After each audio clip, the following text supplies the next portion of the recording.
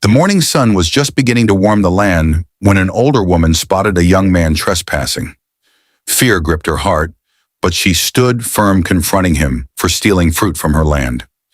He tried to justify himself, claiming Mr. David had allowed it, but she made it clear these were her lands and no one would take from them. Her daughter soon appeared worried and breathless, recognizing the thief as Mr. David's son. She recalled telling him about the permission they had during the harvest, but he ignored her. Determined, the mother set off to speak to David himself. Meanwhile, in David's household, petty disputes and entitlement thrived. His children fought over who would take the driver to the city, spoke of hiring more servants, and complained about food. When the woman arrived at David's door, she demanded justice. David dismissed her, mocking her poverty, and sent her away until his son overheard. Anger boiled between them, but David's heart remained unmoved. Days later, the woman returned weak and pale. She revealed to David that she was gravely ill and had little time left. Her daughter Margarita knew nothing of her illness.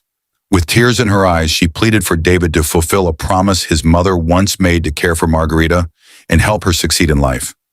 Reluctantly, he agreed.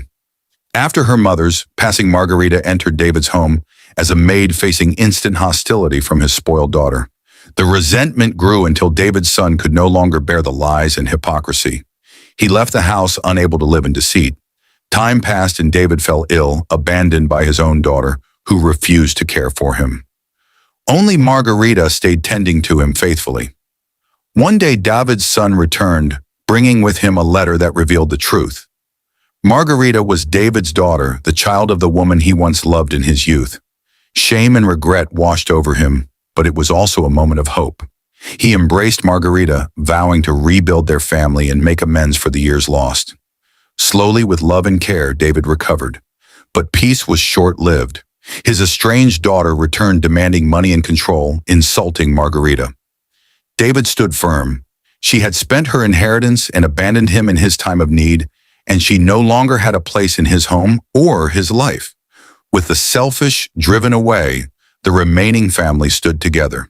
For the first time, David, his son, and Margarita felt united.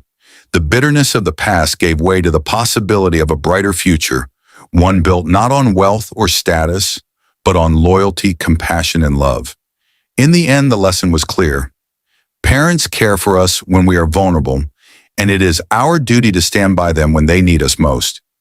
Abandoning them in times of illness is not just an act of neglect, it is the deepest betrayal of gratitude and humanity.